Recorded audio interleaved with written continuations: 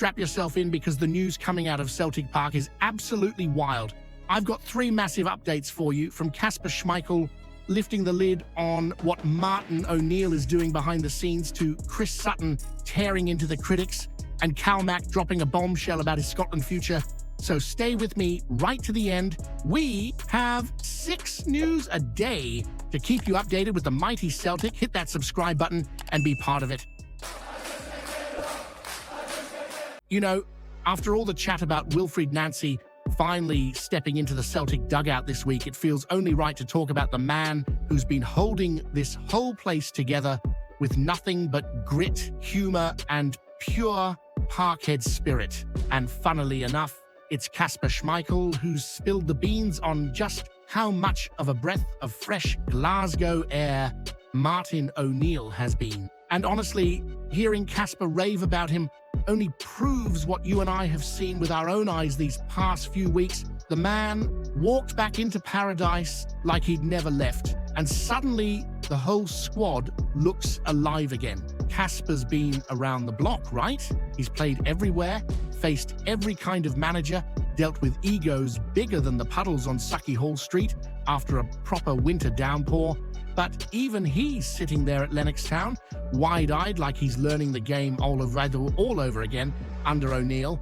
And there's something brilliant about that, because Kasper's not exactly easy to impress. But according to him, Martin's honesty, that straight-talking, no-nonsense, no-fluff attitude, has been blowing him away, and he's right. You've seen it yourself. O'Neill walks into a press room and suddenly all the journalists sit up like school kids getting caught passing notes. That sharp wit, that little smile that tells you he's about to cut through someone's nonsense like Jock Stein slicing up an old firm midfielder. It's vintage O'Neill. It's what made him a legend the first time. And now he's back, giving this squad the exact same thing. Honesty, clarity, and a bit of that mischievous humor that lets every player know he believes in them but won't spare them if they've mucked something up. And Kasper's love for it just shows how badly this team needed someone to talk to them like grown men who understand the game. None of the overcomplicated jargon, none of the empty speeches, are just pure footballing truth. And you can see the difference in Kasper himself: sharper, more commanding, more confident, a goalkeeper who actually looks like he's enjoying being the man between the sticks again, not just filling a jersey. O'Neill even joked about Kasper speaking Danish in the presser, teasing him about being disparaging behind his back. Classic O'Neill that. He'll throw a wee dig, then follow it with a compliment wrapped up in humor, and Kasper seems to lap it up.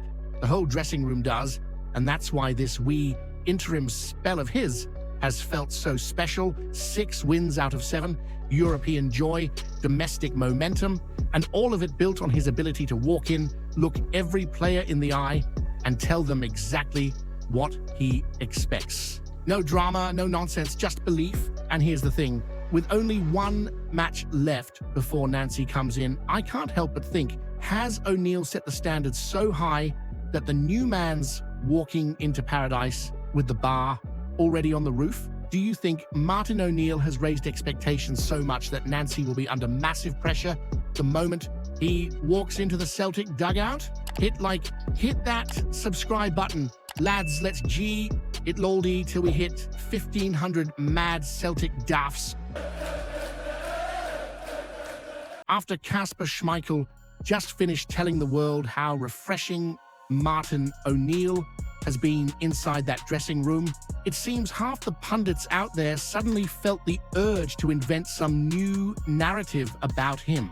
And honestly, hearing some of them claim O'Neill's success is all down to everyone except the man O'Neill himself. It's the sort of nonsense that would make even the rain on Sucky Hall Street stop out of sheer confusion.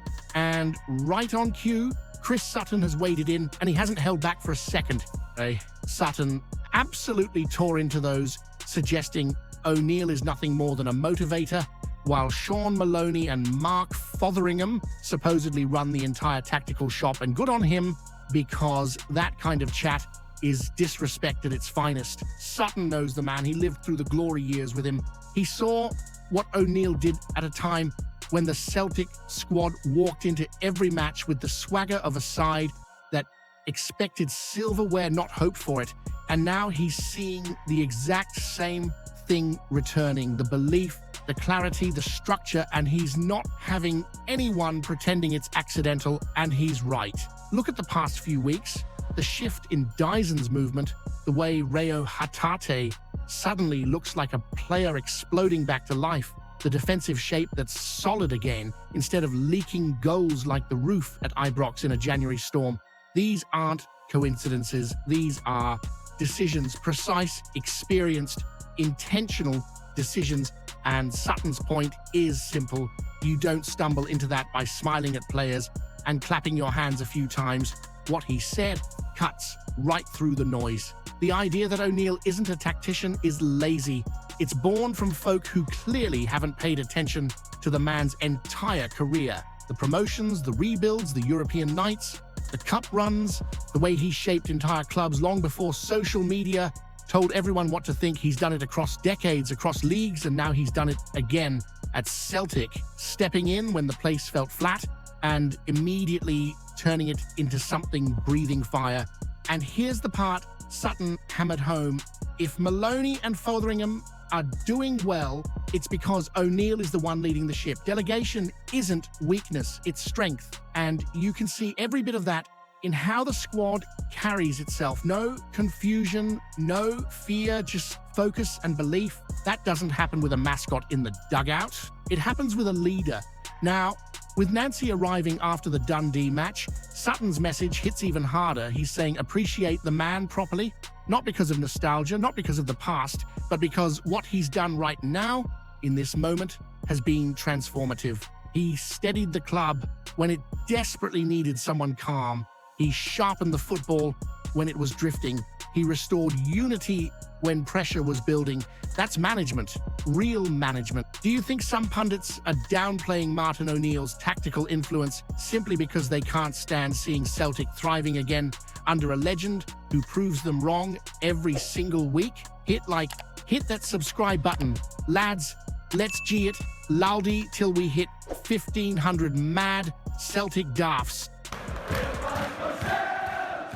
Calmac has spoken again, and as always, when the captain opens his mouth, you feel the entire club steady itself.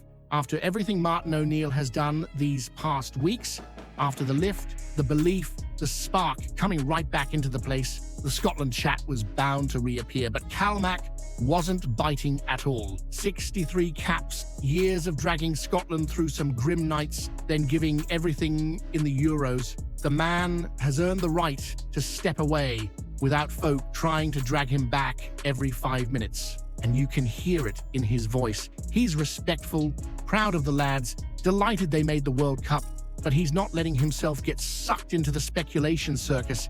And who can blame him?